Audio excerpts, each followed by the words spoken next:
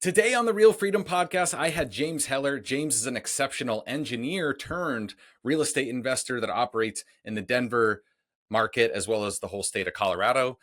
Funny enough, James and I actually worked together at ASML, a semiconductor company that makes lithography laser systems for chips. So we worked together in San Diego as engineers. So if you're not quite sure how to transition from your W-2 job, that high-paying salary, those golden handcuffs to financial freedom, real estate investing, doing that side hustle, this episode is for you. James is one of the first members of the Real Freedom community where we teach people how to quit their job and achieve true financial freedom.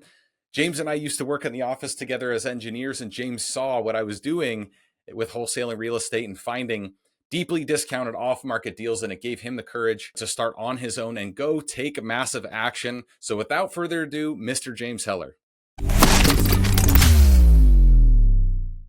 Welcome to the Real Freedom Podcast with your host, Ryan Weimer. Today, I have Mr. James Heller with me. James, how are you? Doing good, man. How are you? Doing fantastic. So this is going to be a bit nostalgic for both of us, right? So James, you were a physics major out of college, right?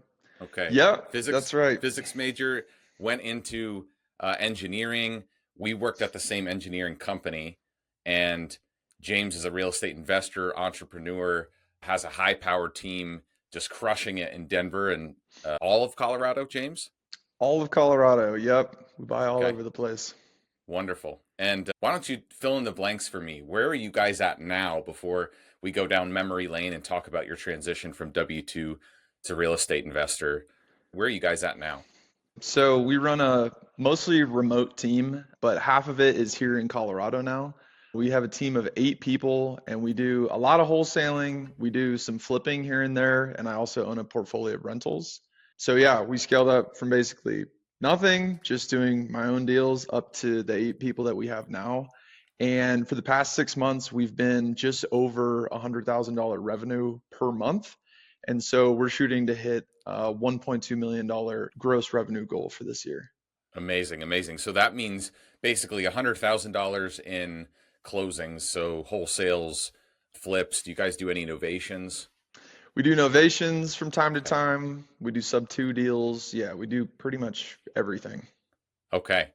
So before we get into your biggest failure so far in your history, the question that I get asked most often, I don't know about you, but why Denver? Why in the heck? You're living in San Diego, right? Why in the world did you start things virtually? I mean, isn't that way harder to do it that way? Totally. Yeah. And there's actually some benefits to starting remotely. But the reason why I didn't start investing in San Diego is just because you are at like the top of the price market, and basically like as high as you can go. And the demand is also so high that people could sell just about anything in San Diego, even if it was totally beat up, and it would still sell in like a few minutes. And so I realized that it was going to be harder to find deals. I think maybe you find bigger deals, but it might be more of a challenge to find them. And so I went to the next best market that I knew well, because I actually grew up in Boulder, Colorado. So I knew the Rocky Mountain market. I had some friends here that could help me. I knew some people getting into real estate. And so for me, it was a natural choice to pick Colorado instead of San Diego, where I lived. Okay. So we literally did the same thing, right? So we're both living in a really expensive market, and we're like, number one, I can't afford shit here. Number two, the competition is outrageous. It's probably the most competitive, if not, it's definitely in the top 3 markets in the country. Yeah. And so it's high risk, high reward, right? Your cost per contract to get something under contract in San Diego is like probably got to be in the $30,000 to $40,000 range, just guessing, right? When compared to a market like Denver or kind of these secondary or tertiary markets where price point's lower, it's a little bit less competitive, still more competitive than in the middle of nowhere or in the Midwest, right? But you're finding that sweet spot between a market that has big enough deal sizes and enough market appreciation and enough upside, but also you can actually get some deals. Yeah, and here's the benefit to growing a business that's remote is that every time there's a problem or something comes up, you don't feel the need to get up off your couch and jump in the car and drive over to your rental property or whatever and go solve the problem, right? Because you can't. And so naturally, you build a business that takes care of these challenges without you being the one who's fighting the fires. And so I think that's actually a hidden benefit of growing something where you're not in your local market. 100%. It's so much easier when you don't have those relationships to just jump in the car and do it yourself, Yeah. or get up on the roof and like start repairing shingles and all that lower dollar per hour stuff. I Yeah, mean, exactly. this path of business and entrepreneurship is all about positioning yourself in the highest revenue generating activity you can possibly do, Yeah, right? So that's not folding laundry, that's not cooking your meals or cleaning the house or mowing the lawn, right? All these like low dollar per hour activities that you can hire out, and then you can do your highest and best use, which for most people starting out is just closing deals, right? Getting right. stuff under contract. Yeah, absolutely. So before we get into your biggest failure, talk to me about this transition from engineering to real estate investing, because this is like the scariest gap for people. And I remember because we both worked together at ASML, which is a semiconductor company. So we worked with like Samsung and Intel on laser lithography systems that make chips. And in that environment, right, you are surrounded by some of the brightest minds and scientists around. And there, it's almost like the level of financial literacy, though, is a lot lower Hmm. coming out of that environment, right? So, first question I want to ask you is, how were you introduced to wholesaling and real estate as an engineer? Yeah, so I bought a townhouse pretty early in San Diego. We were making pretty good money at ASML, which was a huge benefit, right? Yeah. Making pretty good money pretty young, which was cool. And I was able to buy a townhouse. And so in a 3-year period, I saw my townhouse appreciate and earn just as much money as I did at work for 3 straight years, right? And so I'm thinking like, wow, there has to be something here, something that I invested in made just as much money as I did working, 40-hour weeks. That's crazy. And so I knew that real estate was interesting. I think you and I went to like a seminar or something on buying real estate, and I think you dived in pretty deep to it. And I sort of saw some of the things that you were doing. I knew that I wanted to do some type of investing in real estate, but the thought of flipping houses while having a full-time job was a little bit too much. So I found out about wholesaling, which is kind of a different process. I mean, it has really not a whole lot to do with the houses themselves. It has everything to do with marketing and acquisitions. And so got more interested in that, was able to do that kind of on the side for some time. And then I sort of built my business with wholesaling being the gas in the engine that led to buying rentals, doing flips, doing other things. So, do you remember we used to be in the engineering office, right? And I would sneak away at times to go make my cold calls and call sellers, Yeah. right? Or do my follow-up calls or had a contractor at a property or whatever. Yeah. What were you thinking at that time? Man, I mean, I think I had an idea of what was going on because you and I talked about it, but I think the rest of the team didn't. And then I fell through that same cycle maybe like 2 years later where I was getting calls all the time. And like, I remember I would just wait for the meeting to end because I could feel my phone like buzzing in my pocket. And the second the meeting would end, I would stand up and be like, all right, guys, let's go take like 5 calls from like my title company and the buyers and like whatever. And yeah, it's a fine line, but yeah, I'm curious. I don't know what people think is happening during that time. It's a good Well, question. I think it's all about the position that you're in, right? I mean, the whole engineer mindset, at least for me, prevented me from just quitting cold turkey and diving right in, right? Like that risk level was way too high for me. So there's a Yes, period totally. of years where you're doing your day job, and then you're also like every free minute or spare second that you have, you're still performing at your job, but you're Yeah. filling in those gaps of empty time, that water cooler talk, and like all these, which really add up to a lot of time now that you're an entrepreneur and you know that, right? How much time is wasted in those kind of settings. But Yeah. you, Everyone you asks me do, this question too, like when do you quit, right? Like some right? people are comfortable doing one deal or even just learning about something and quitting and diving in head first. Personally, like that's not me. I don't know if that is you either. Like when it's tough when you're earning like a pretty good salary and your lifestyle kind of matches that to just jump into something head first. So I think you kind of have an advantage if you're coming from a position where you're not earning what you want to be earning because you're not going to miss a whole lot, right? If you jump in head first. So for me, it took time to see the proof and really do the work and then transition over to doing it full time. Yeah, 100%. And it's really important. We're talking a period of years. Yeah. Like for me, it was double dipping for 3 years before you can get enough momentum in your side hustle to replace more and more of your income. And it's not, I just really want to emphasize that because it's not 3 months, No. right? 3 years is a long time. Yeah. And there's a lot of self-doubt that comes in along with that. And like you were alluding to, the golden handcuffs, right? If you're used to a certain lifestyle and you're transitioning into a new thing, all of a sudden you're not going to be able to spend what you've been spending on in different life things, right?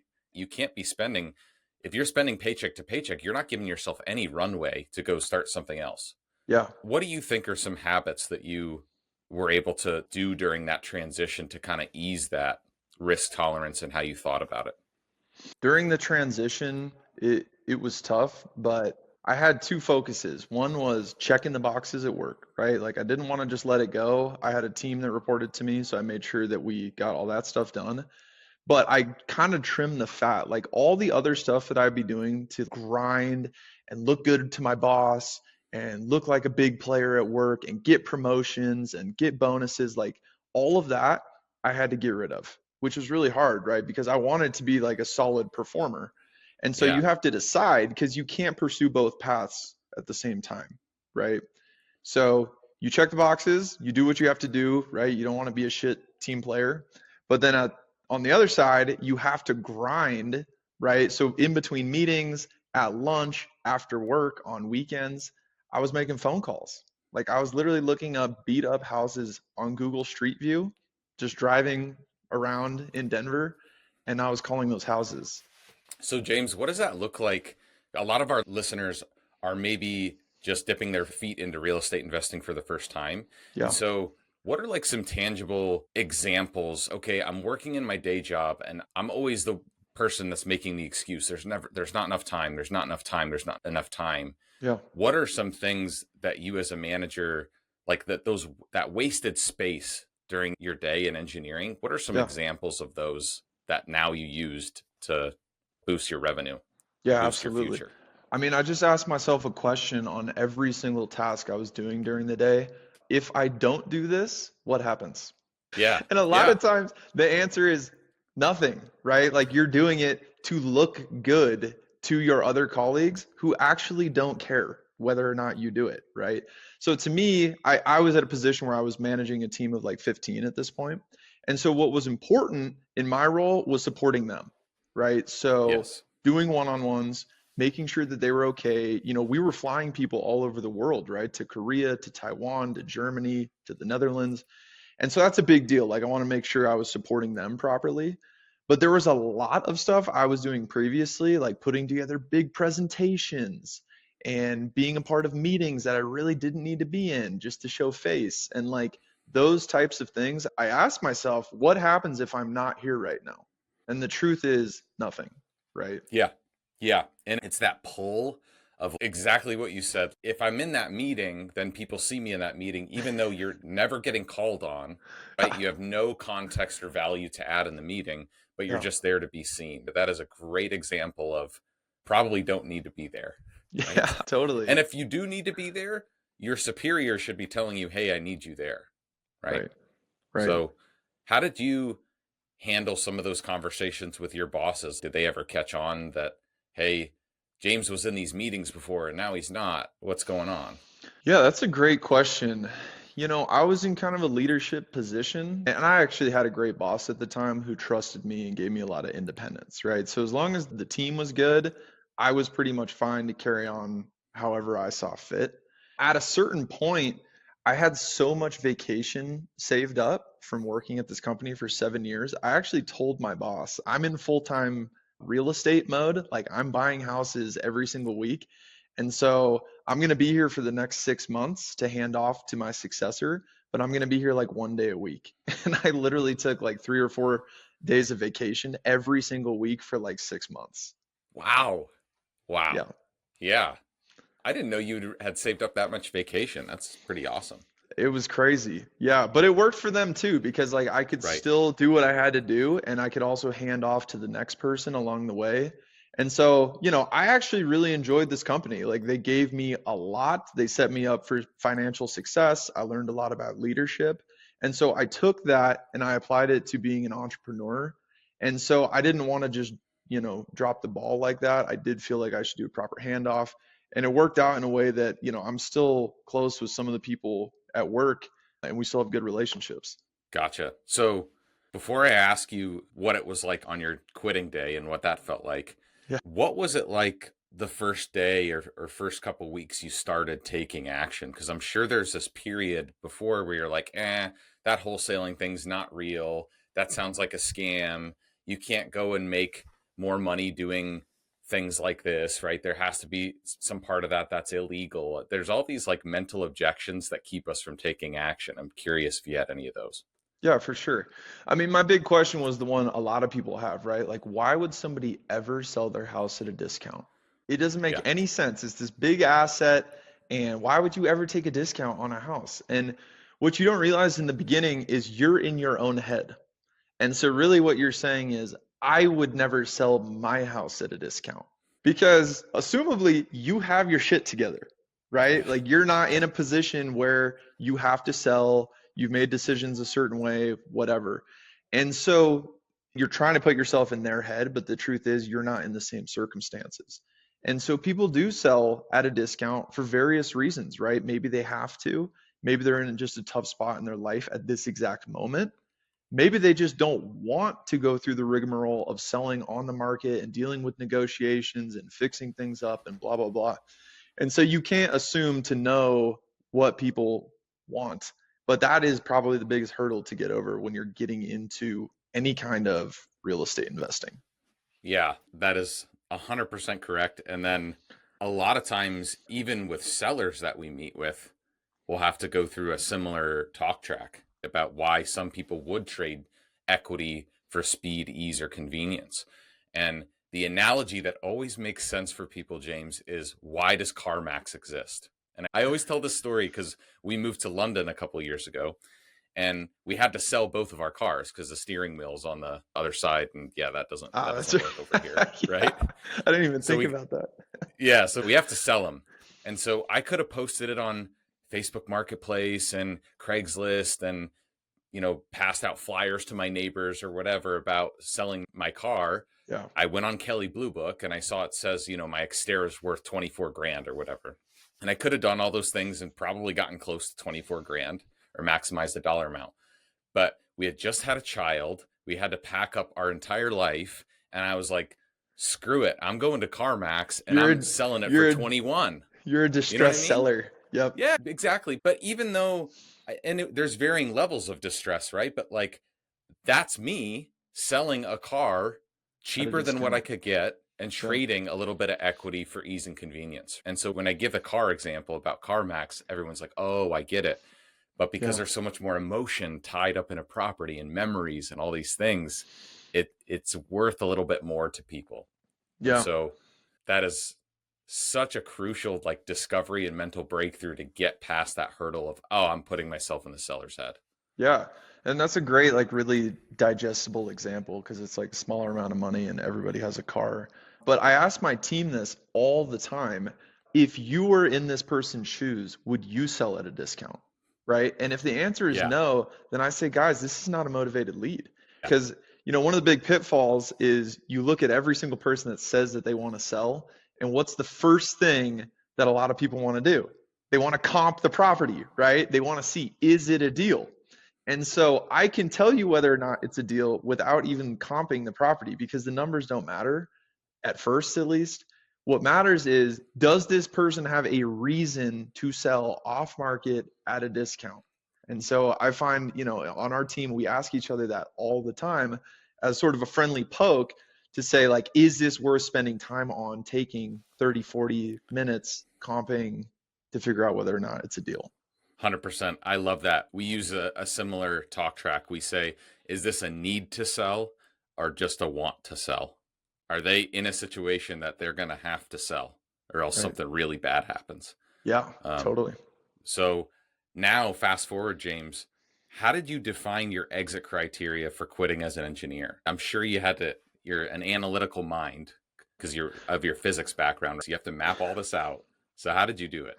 Yeah, exactly. So let me just start by saying, like, I was scared to death. I was horrified to quit my job because I had worked. I mean, I've worked ever since I was probably a teen. Like, I Yeah. was digging holes, and then I was a busboy at a restaurant, and then whatever. So, like, the idea of having like a regular paycheck is really kind of comforting to me. And so, I did my first couple deals, and it was not enough. Just like you, I took quite some time. It took me like 2 years.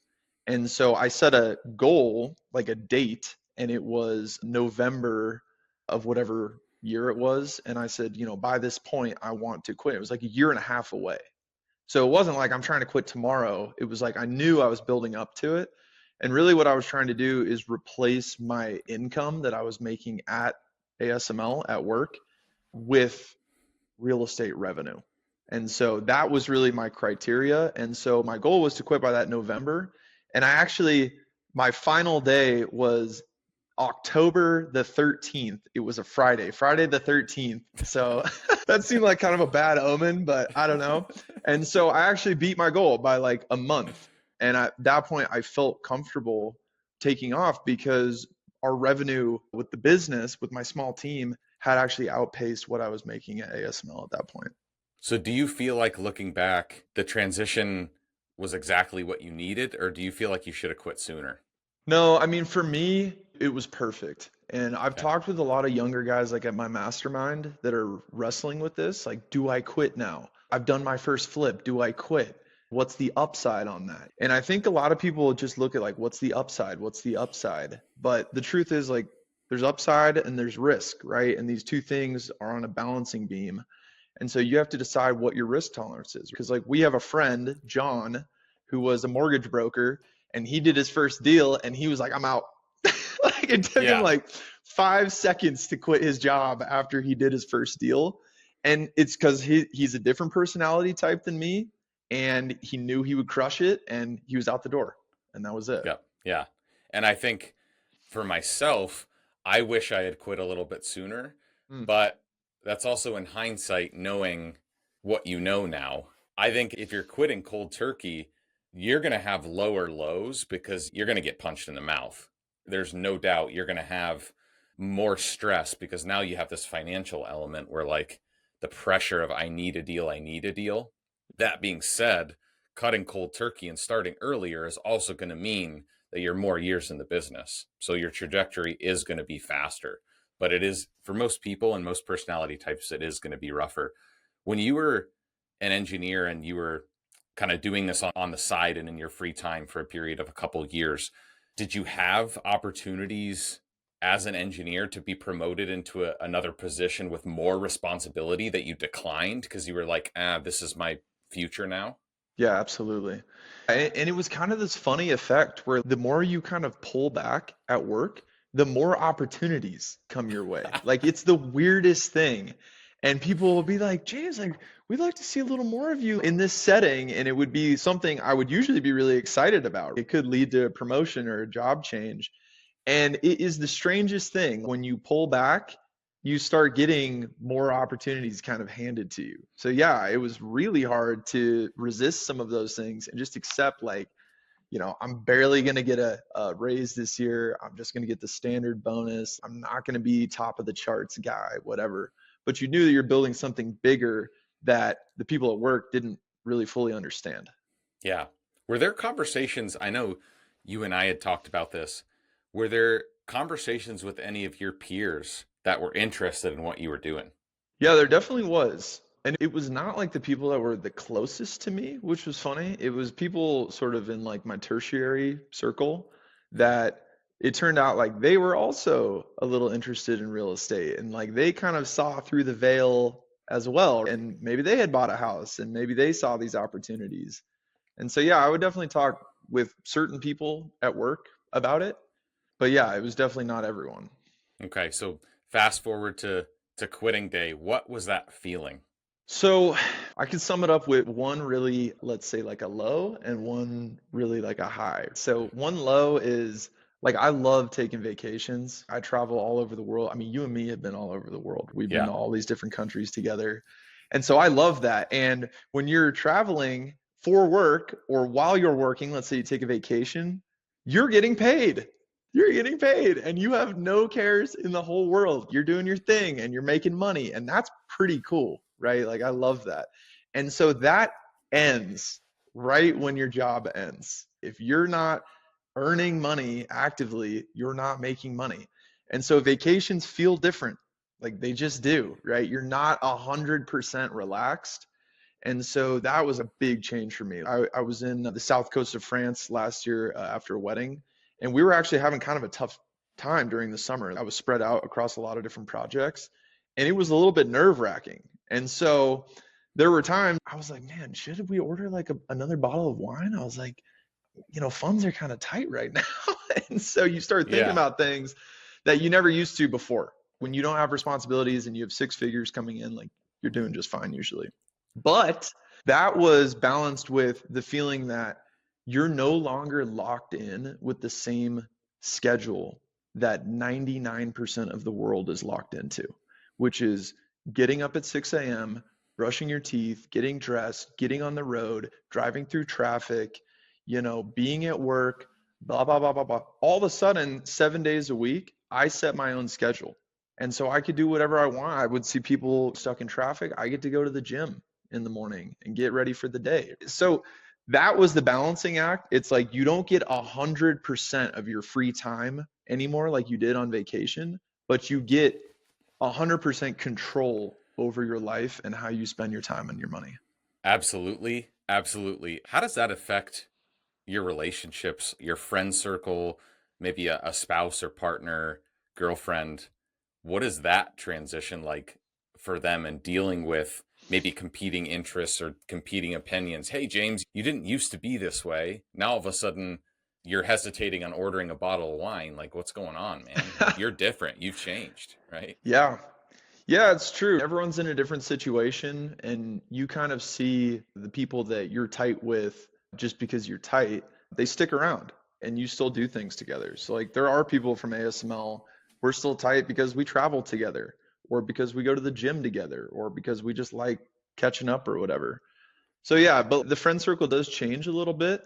And I think in the beginning too, it can be lonely, right? Because you're going from like this teamwork environment where you're around people every single day and you all have this common goal.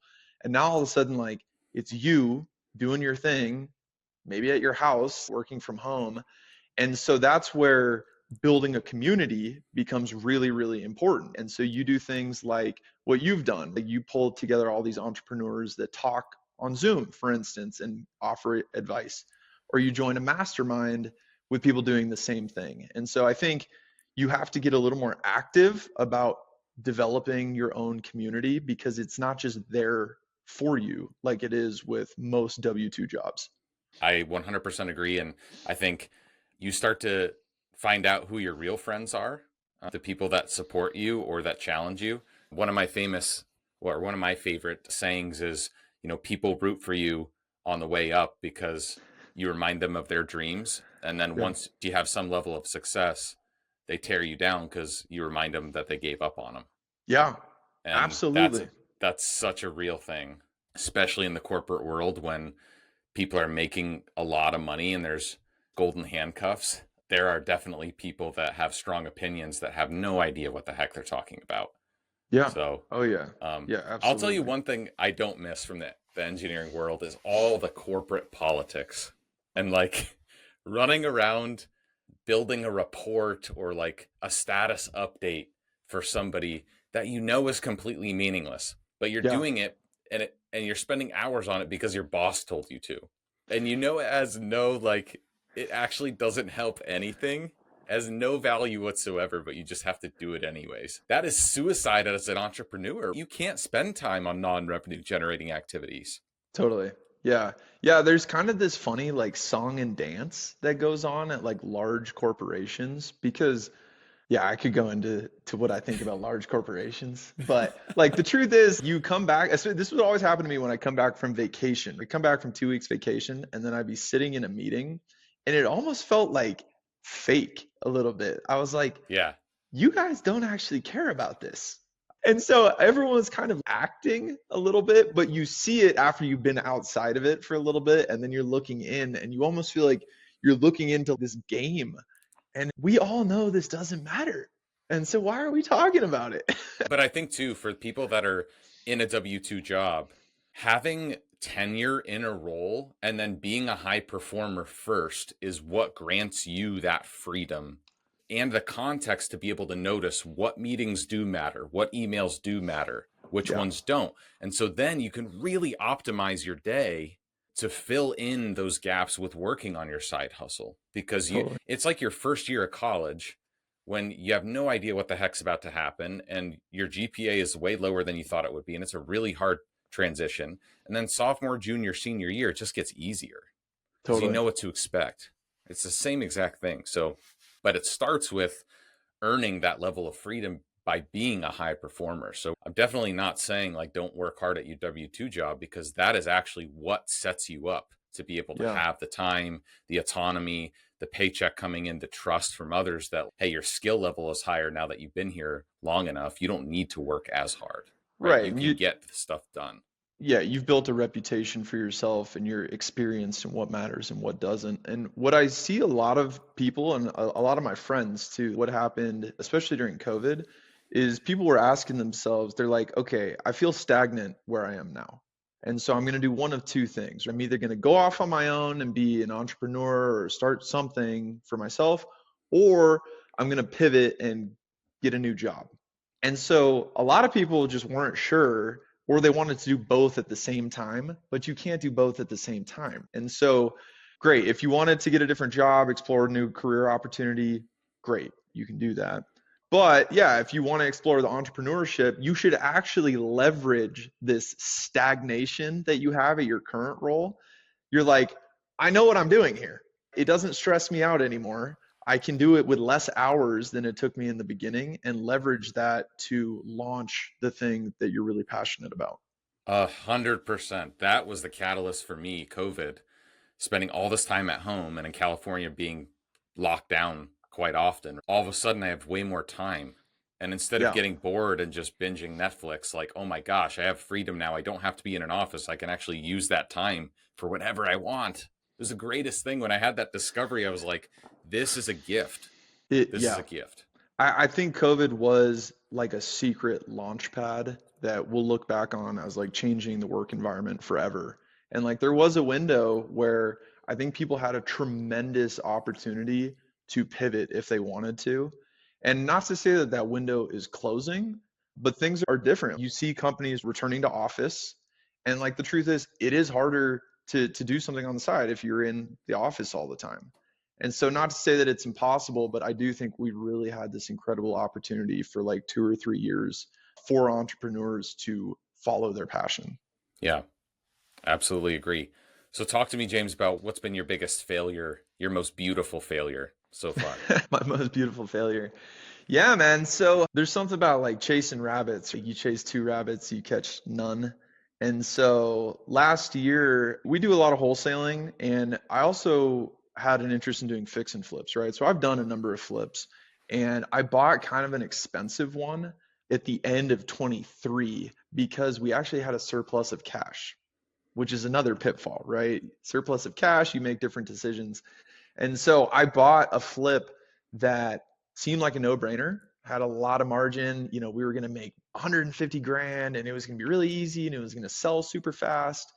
And what actually happened is it took me 11 months to finish the project and to sell the house. And I ended up breaking even and maybe even like losing a couple $1,000 or something.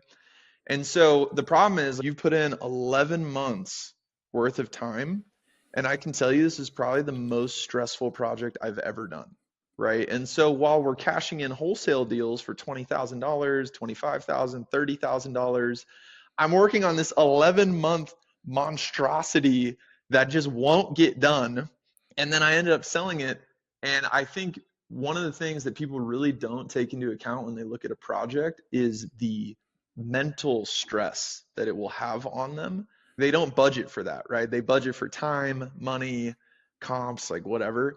They don't look at how it impacts them and then how that in turn impacts their business and what they do or don't have time to do. Yeah, a million percent. And we call that tuition. The best lessons are learned through failure. Like that's why we talk about it on the show and on the podcast. Is it feels so shitty in the moment. And 11 months. I mean, this is the hard thing about entrepreneurship is you learn the lesson pretty early on.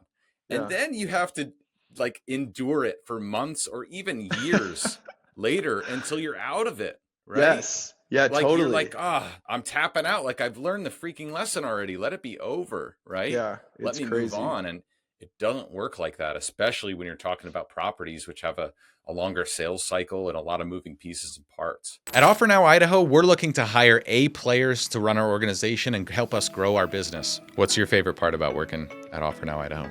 I would say it's the culture. I really enjoy the people that we have here. They want to grow. They want to become better versions of themselves. They're hard charging.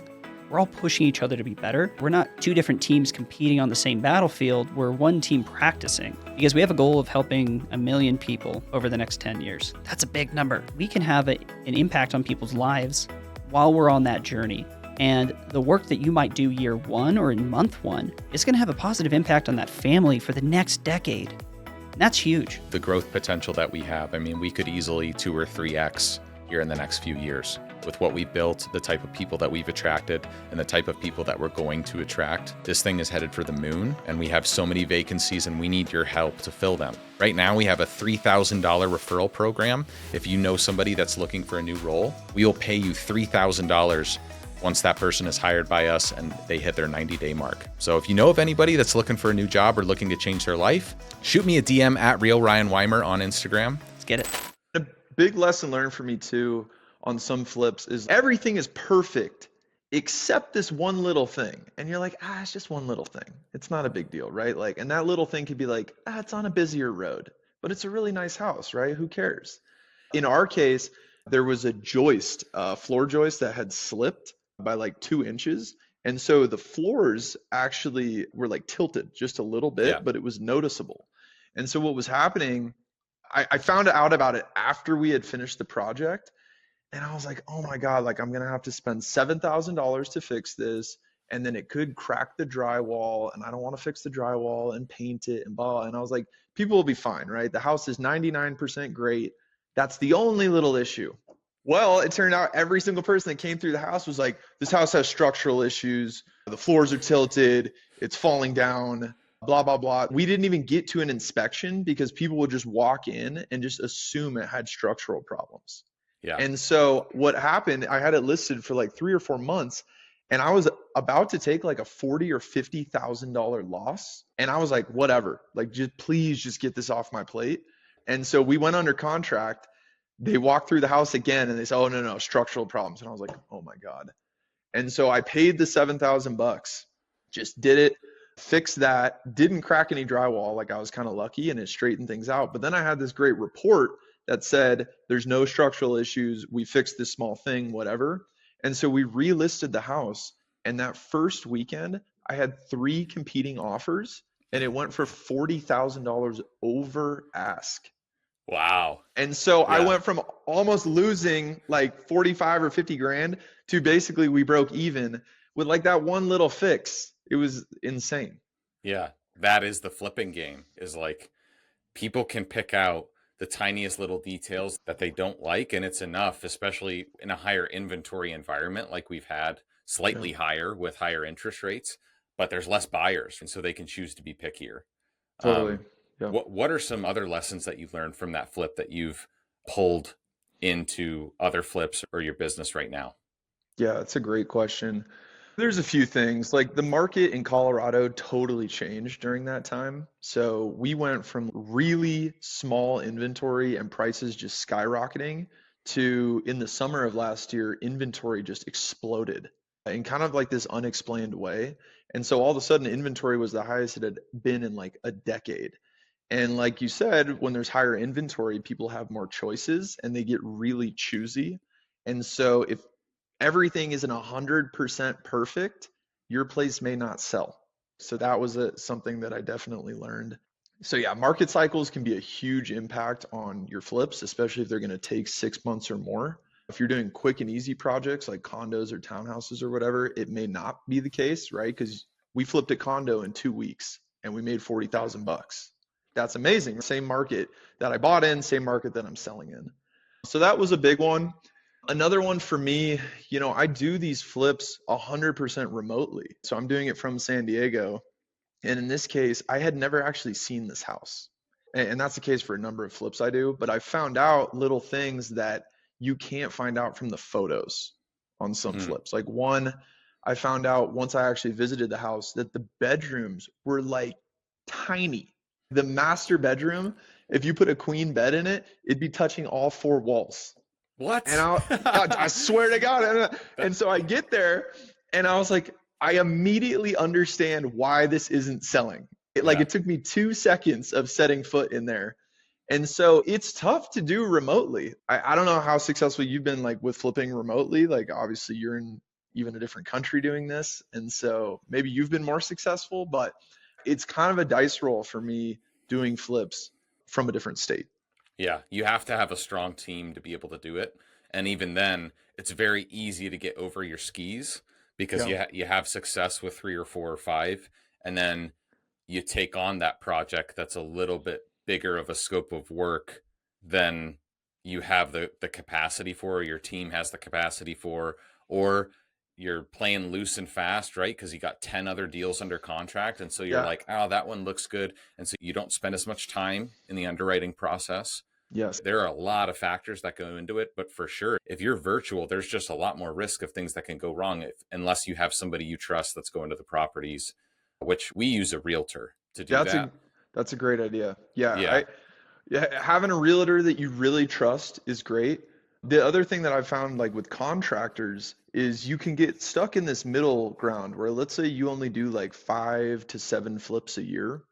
Well, it's really hard to keep a crew or a contractor busy with just 5 to 7 flips. So what happened for me is I would end up using a lot of contractors like one off. And so each time we're building a new relationship, we have different communication. I don't know what work style they have, if they're legit, if they're whatever. So it's like I'm relearning each time, where some of these bigger flippers that are doing, let's say like 20 plus flips a year, 40, 50 flips, same crew, same contractor, same outcome every single time, just copy, paste, copy, paste. Yeah. I think too, if you're virtual, like for us, I've done the project manager route. I've done the in-house crew with the contractor, that the GC that's running 4 or 5 projects at a time. Wow. If you're virtual, it just makes a lot more sense to double down on what you're good at, which is likely finding deals and wholesaling, truthfully, and then picking and being selective about which one you take on as flips. But seriously, the amount that can get overlooked in construction when you don't have somebody there that's a really high skill level, and even then, it's not their money. So it's not the same. You're looking at a project of what can go wrong here. A lot of your project managers are looking at a project like what can go right here. Yeah. And it's only upside for them for the most part, right? Like they're only going to earn money and they don't have a whole lot on the line. It's that element of risk. And I have so many of my students and then also people that I've talked to in our masterminds that talk about this domino effect of everything's fine until that one project in your queue goes wrong, or the cycle time is doubled, or whatever the case is. And then that has a domino effect on all your other projects, because now your crew is delayed getting to the next one. Maybe liquidity is tight because now you had to pull another 80 grand into this property just to finish it and get it done. All the while you're closing on other ones. So now you have monthly payments on those. Like it really can turn into a bad situation quick. Yeah. And the one thing I want to mention too, I think a lot of people don't realize this in the beginning or don't think about it this way, but sourcing deals, which a lot of people call wholesaling, and flipping are 2 completely different things.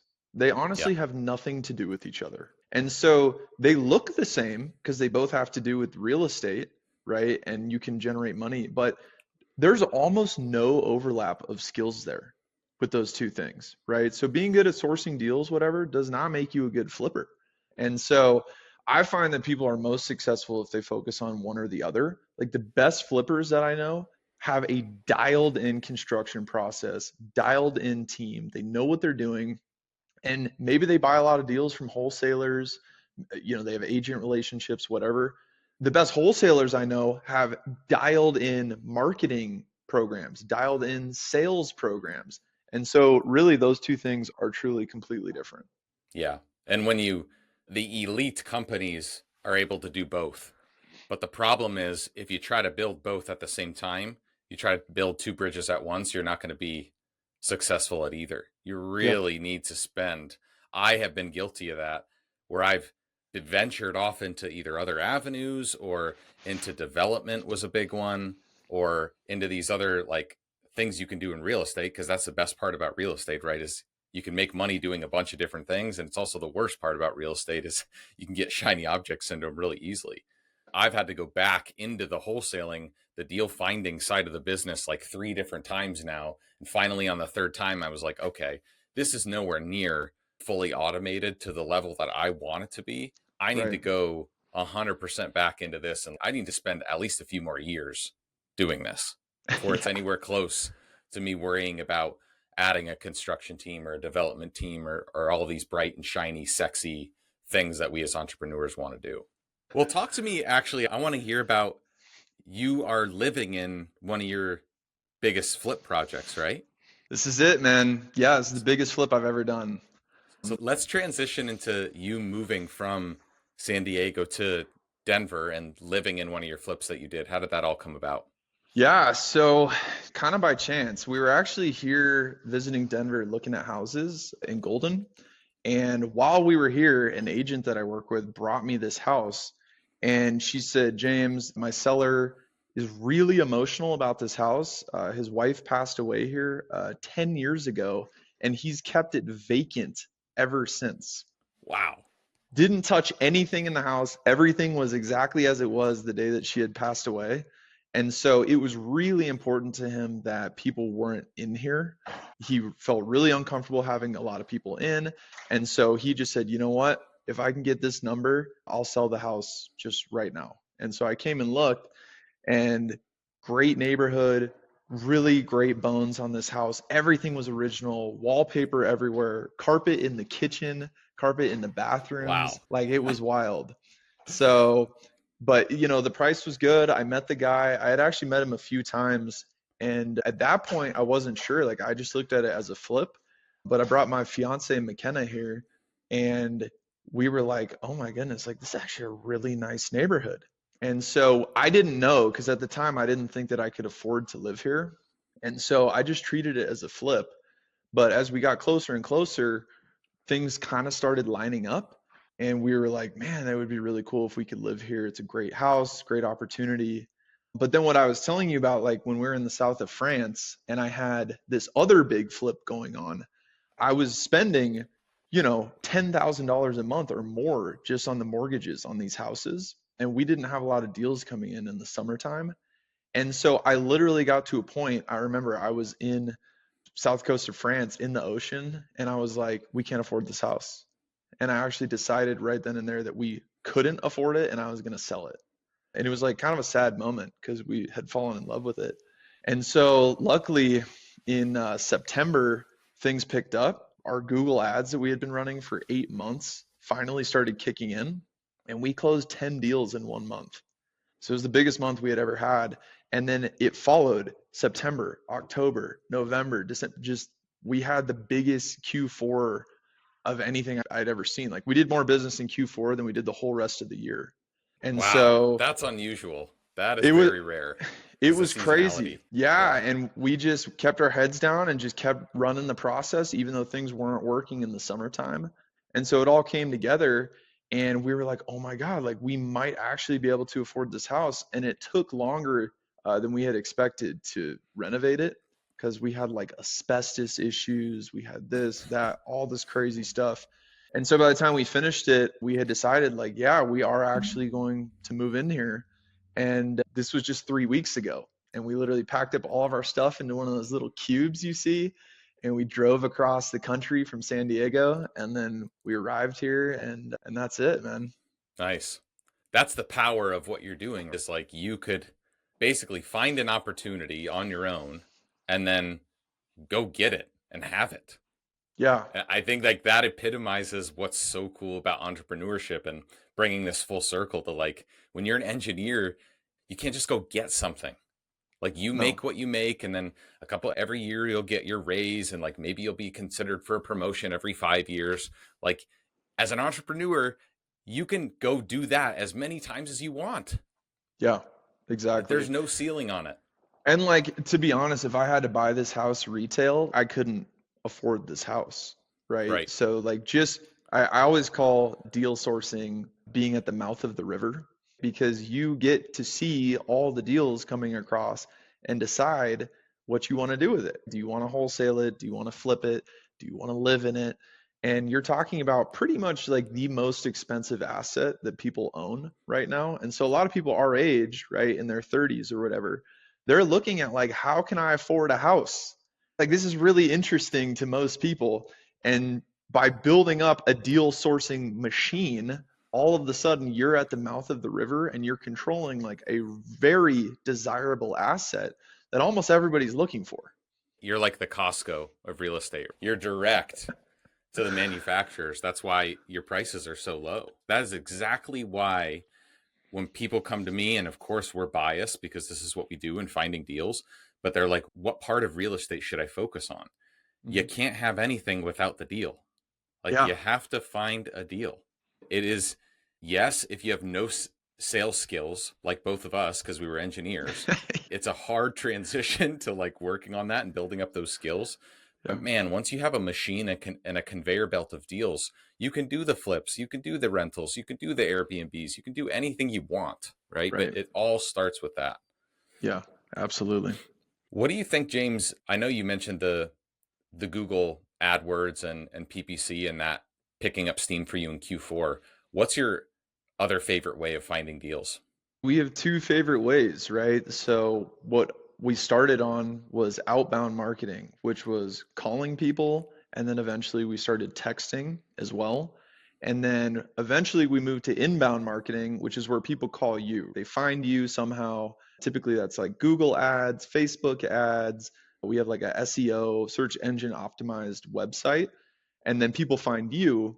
And so each one is fantastic, but comes with its own set of challenges and things to know about, right? So why'd you start on outbound? That doesn't work anymore. That's what people say. And even you talk to very experienced people, like at masterminds, like people making millions of dollars, and a lot of them have cut out outbound. They don't want to call, they don't want to text. And what I find in 98% of the cases is that they're not running it properly, right? Yeah. And so the reason a lot of people start here is because it's cheaper to do, right? You can do it yourself. I literally started calling people myself. I talked to 5,000 people before I got to my first deal. Wow. Right? Wow. 5,000 Say that people. one more time. 5,000 people told me to kick rocks before I found my first deal. But you have to do that, right? Because you're building up the muscle, you're building up the skill so that you can now train somebody else to do it. And so a lot of people start with outbound because it's cheaper, but the drawback is it takes longer typically, and you're catching people a lot of times before they know that they want to sell. So the cycle time is longer because you might catch them in the spring and they don't want to sell till the fall. And so that's 6 months, as opposed to inbound marketing where people are coming to find you because they want to sell now. So that's to me the primary difference, right? Where are you catching this person in their sales cycle? Now, the trouble is, and we all know this, if somebody wants to sell now, what do? They go on Google, they type in sell my house fast, and they click the first 10 ads and they fill in their information on every single one. And so it's a super competitive environment because you and all your competitors all know that this person wants to sell. And so the set of sales skills changes completely versus when you're the only person talking to them, but you have to talk to them for a long time. So it is truly a time versus money thing. And when you're just starting out, most people don't have a ton of money. You have time. Totally. So Did you say it took you 5,000 dials or 5,000 conversations to get your first deal? Conversations. 5,000 conversations. How many dials is that? I couldn't even tell you. I mean, you probably dial 10 people and maybe one picks up, Yeah. typically, something Okay. like that. So Okay. yeah, it took quite some time. So 50,000 dials. What happens when you're at dial number 40,000 that James was able to still stick with this? Because let's just be honest, most people would just give up. Most people would do 100 dials and say, this doesn't work. Here you are at dial number 50,000. Right. And you're able to finally get your first deal. Like, what was it that helped you stick with it?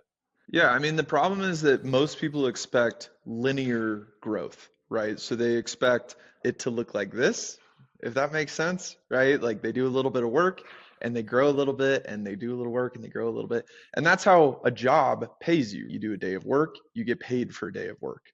Where in reality, what really happens is it's all front loaded. All your hard work is front loaded. You do all the work, and this is how much you get paid. Nothing, Yeah. nothing, nothing until you get to dial number 50,000. And then all of a sudden, boom, massive spike. All the reward pays off. And so, truthfully, I didn't have the proof in the beginning, right? Nobody does. But I had seen you do it. That was a big piece of it. So I knew it was possible, right? Here's a guy I know personally. He's got the same job as me and he made this happen. And so that was sort of like borrowed proof, if you will. But Yeah. nothing helps as much as when you get your first deal and then it all clicks and you're like, oh my God, this is a real thing, right? And that changes everything. Yeah. I'll never forget where I was in the ASML office in Hillsboro in Oregon. And I'm by the printer, like in the DUV section. And I look at my phone and like there's a wire for 11,000 hitting my bank account. I'm like, what just happened? Like, this is fake. This is fake. It's not real. Dude, so my first deal, I was incredibly lucky with how this all played out, but my first deal was for $45,000. And I remember. Yeah, that's life changing. It's life changing. I was looking at my phone. I was literally speechless. All right. I didn't know what to say. I had never had that much money arrive at one time. And I was like, oh my God, like, what do I do with this information? Well, James, talk to me about some of the patterns you've recognized in the business that have really helped you gain momentum and traction, because it's one thing when you're the person doing all the dials, right? You're cold calling, you're getting your first deal, you're starting out. It's a whole nother thing when you're hiring people and bringing on a team. Totally. Yeah, absolutely. And it's hard because you don't recognize the patterns in the beginning because you don't have the outcome. So you're just calling and maybe it'll work out and you're talking to people, you hope it works out. And so to me, the first step that gets you in the door is proof, right? So you get that first deal and that is a wave of motivation, but you also see now this much work equated to this much outcome. And then you get your second deal. And now all of a sudden you start to notice some things that happened multiple times that got you there. And that's what I mean when I say like pattern recognition. And you start to realize, okay, if I do this much, I get this much. And you can start breaking that down into numbers. And some people call those like KPIs, key performance indicators. It doesn't take you 50,000 dials to get the second deal. Exactly. Right? Exactly. So then you have that proof, that undeniable proof. It's data that shows you, oh, I'm getting better. Exactly. Yeah. And so you start to see what works, what doesn't work. What are the things that happen the same way every time? And so when you start to notice those things, what I would recommend that people start doing is start writing that down into what's called like an SOP, like a standard operating procedure. And so as you start to realize things that happen the same way each time, you write them down. Well, then what starts to happen is you start to group those SOPs together and you look at it and say, what are things that I want to hand off? And so you take those things, you group SOPs into a job, and then you delegate it, you hire and you delegate to somebody else that can do those things. I think a lot of people skip this step because they're so ingrained in just doing it themselves. But that's how you grow the business is you see the patterns, you write them down, and then you begin to delegate them into jobs. So how would you go about, James, identifying, okay, I'm starting a business or I'm just starting this on my own. Maybe I have a couple deals under my belt, but I'm wearing 10 hats. How do I identify which hats I should delegate? Yeah, absolutely. I think most people should start off with administrative tasks. So answering emails, things like in the closing process, like doing title work, sending documents places, filling out purchase agreements, for instance, like all the paperwork, admin type stuff that you're like, well, it only takes 2 minutes or 5 minutes or whatever. It's what I call death by a thousand paper cuts, right? You get caught up with all these small administrative tasks. And so here's how I do it. If I ever see myself do the same thing twice in a row, the third time I record myself doing it I use a software called Loom. And so it literally records you, it gives a little summary, and then I'll actually write down just high level steps of how it works. And so now the fourth time it needs to be done, I can just take that, send that video to somebody else on my team, and now they can do it. But that way you start taking these things off of your plate and opening yourself up for the higher value tasks. Yeah, absolutely. And what do you consider to be the highest value tasks today in your business? That's a great question. I'm still kind of figuring that out for myself because we've ran through so many stages. But I'm starting to realize meeting with other investors has become fairly valuable. So I take time out of my week to meet with somebody every single week. That's a big one. And then coaching and mentoring is also a really big one. So that combined with hiring people are probably my top 3 revenue generating tasks. Even though, some of those things you might say, well, how is that directly revenue generating? But for me, we have most of our positions on the team fleshed out. And so now hiring people to fill those positions and then coaching them is the most important thing for our team. Okay, fantastic. It's about balancing the short revenue with the long revenue. So it's just like the wholesaling versus flips. Wholesaling is the quick cash, but it's usually less. Flips take a long time, but they're more. And so it's the same allocation with your time of like, how much of my time as the CEO of a business do I spend on just like getting the day-to-day stuff done because I don't have every single position filled yet because I'm growing, versus like looking at zooming out, working on the business instead of in the business. That is a constant seesaw back and forth. And some of these things, like you have to take kind of a leap to realize like how it's valuable. You might ask yourself like, how is networking valuable? I don't network and then make $1,000. But if you network with 10 people and one of those people gives you a tip that earns you $1 million next year, there you go. So it's sometimes hard to predict what those things will be. But to me, like networking is one of these incredibly valuable things that a lot of people don't really look at as a revenue generating activity. Yeah, it makes a lot of sense because a lot of it comes from experience. When you start understanding the right questions to ask, that'll have a big impact on your business. And then you have access to the person that's just done it before you, or is maybe 10 steps ahead of you, and they can tell you exactly what to do. You save years. Totally. Totally. So here's one great example too that like, you try to communicate to people about like coaching or mentorship or masterminds. Like I pay a lot of money to be a part of my mastermind. Let's say it's like $20,000 a year. Well, through my mastermind, I met my inbound marketing manager, right? And so he runs our Google ads and our Facebook ads. And so just from Google ads alone, I mean, we generated like almost $300,000 in the past, 6 months or whatever. And so a $20,000 investment paid off a $300,000 return. Who wouldn't make that investment? And that's just one thing. That's just one person, right? Absolutely. So I can't speak enough about the value of masterminds, coaching, mentoring. I mean, those things are tremendous, but sometimes hard to directly connect the dots between the money that you're spending and the value that you're getting. So James, you're also part of our Real Freedom small group mastermind. What's one tip in there that you've used in your business to help you get more deals or generate more profit per deal? Yeah, man. So one big thing we talked about was our dispo process, because I think dispo is overlooked for a lot of people, right? Like they just get a deal and then they just want to sell it as quickly as possible. And so the truth is, if you dispo a deal for $10,000 versus $30,000, you're doing the same amount of work, but you're making 3 times the money.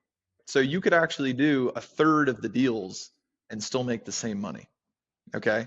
That's enormous. And so you recommended a lot of things with the dispo process, setting the same ground rules for everybody so you're not getting pushed around, having an asking price and a buy it now price. And a lot of times a buy it now price is higher than what you think someone would actually pay. And a number of those things, just having a really organized and consistent process has added several $1,000s to each one of our deals. So it's one of these things. I think I texted you saying, we've added like $20,000 of revenue that we wouldn't have had otherwise just by making a small tweak to our process.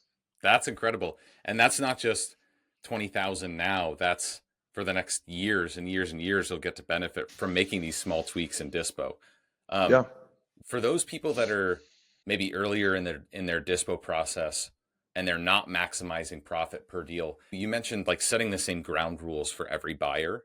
How were you guys doing it before, and what did you change? What does it look like now? Yeah, so before we were so anxious to sell the deal as quickly as possible that we were taking orders from buyers because we valued them more than we valued our deal.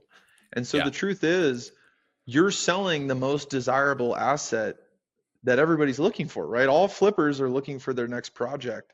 And so instead of letting people kind of bully us into visiting the property sooner, and will you take a lesser offer if I make it now? And, I don't do that much earnest money. I'll only do $1,000 earnest money. Like all of these things have happened. You're laughing like it's happened to you too, right? It's the It same did. thing. No. That's why I'm laughing, because like that's Yeah. exactly, it's all these things you learn along the way. It's crazy. And like, Yeah. I've had people back out because they only had $1,000 earnest money in. I've had Yeah. people back out on $5,000 earnest money.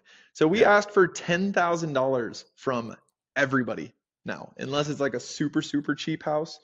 But $10,000 earnest money, same rules for everyone. So we do one showing basically and have everybody at that showing.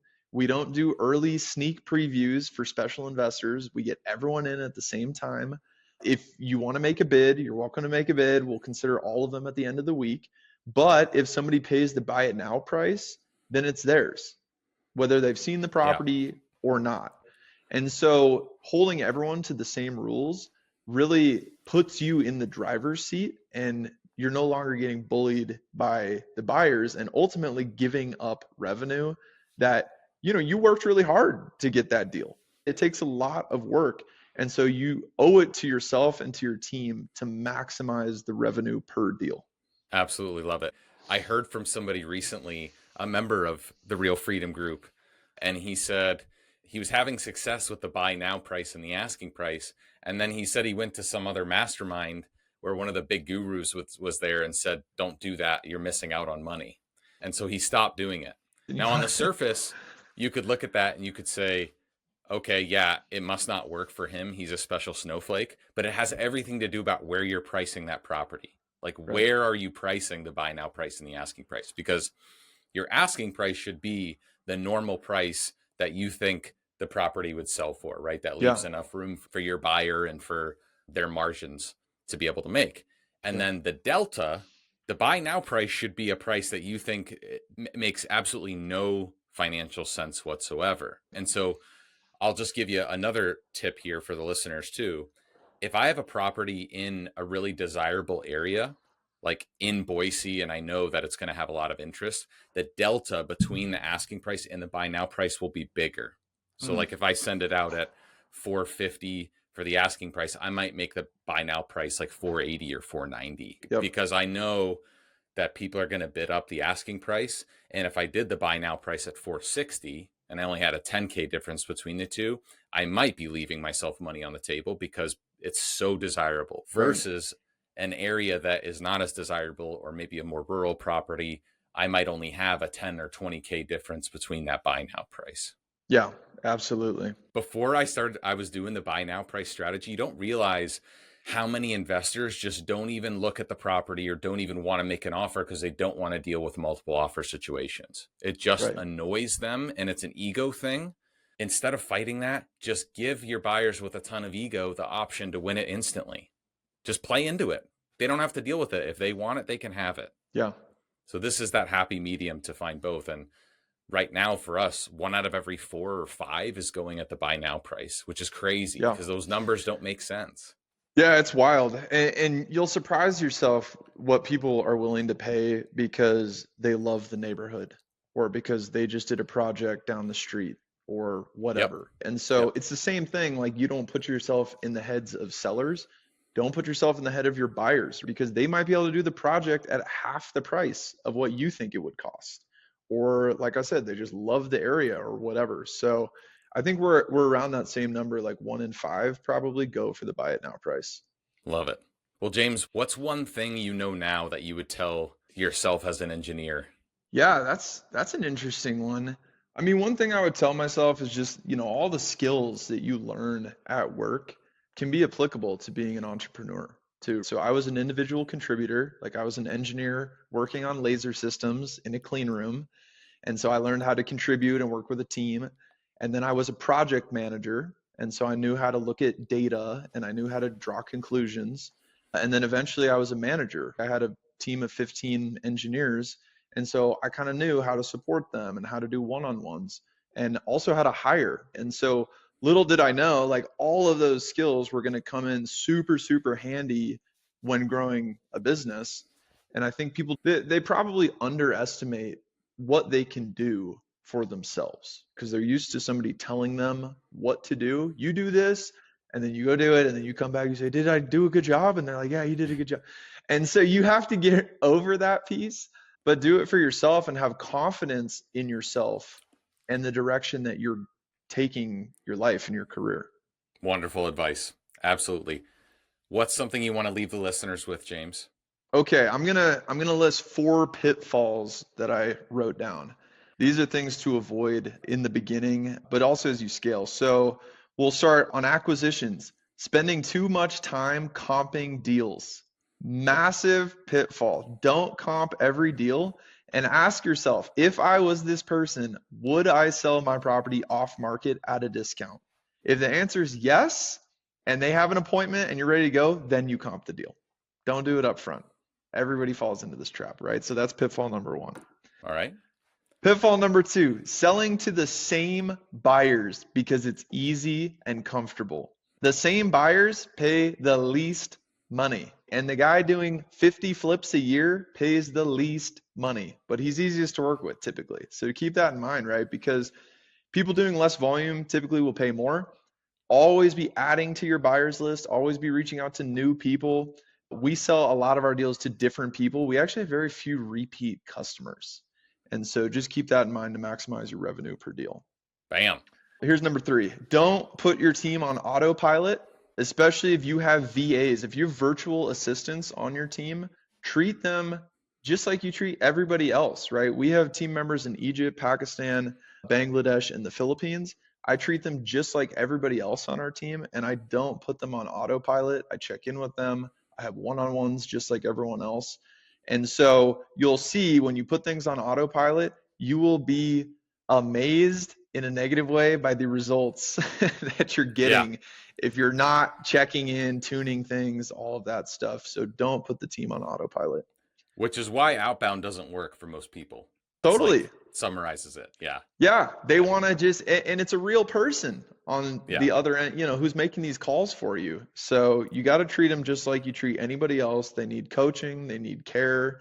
And so if you're not doing those things, you shouldn't be surprised when it's not working. Final pitfall number 4, I mentioned this before, but the too much money problem. When you've made a lot of money, you are most vulnerable to making bad decisions. And so you'll take on a big flip that you probably shouldn't have. You'll invest in Bitcoin at the peak of the market and it'll tank, whatever it is. So however you can manage this, for me, not seeing the money sometimes helps. So if I have like a big chunk of revenue that we've put in the bank, I'll move it somewhere else, right? I'll move it to like a high yield savings account or something like that. Because having liquidity and having money puts you in such a more powerful position to make decisions that I can't even tell you. It's like you want to spend all your money and generate as much money as possible in the beginning, but you realize later that having that buffer in the piggy bank makes you feel so much more confident making decisions in your business. Yeah, I love that one. That one slapped me across the face, as did a lot of people in 2022 when interest rates changed, and you Oh learn yeah. that lesson the hard way. Oh yeah, you do. So I think too, like just a real tangible example of that. If you don't have that, you are going to always be pressed to dispo a deal for maybe less than you can get, because you're going to need the money. You're going to need, like, I need to take the sure thing. I need to take the sure thing. If you Yeah. don't need to take the sure thing, then you're going to be able to maximize the profit. Yeah. A lot of success is not necessarily how you act in the moment, but it's how you position yourself coming into the situation. Love it. Love it. Love it, man. Well, it was great to finally have you on the podcast. Any final words of wisdom as a fellow engineer? Take the skills that you have and follow your passion with it. I mean, if you want to stay in a high performing career, you're really interested in what you do, that's amazing. I have friends that are super, super successful engineers at Apple, biotech companies, all different places. They're doing great. If you decide that you want to start your own business, you have an inkling of an idea, take the leap. It is totally worth it. You have developed skills in your W-2 career that absolutely apply to building a business and being successful. Bam. All right. Well, that does it on the Boom. Real Freedom Podcast. All Good right. We'll talking to you, catch you on the man. next one. Peace. Alrighty. Peace.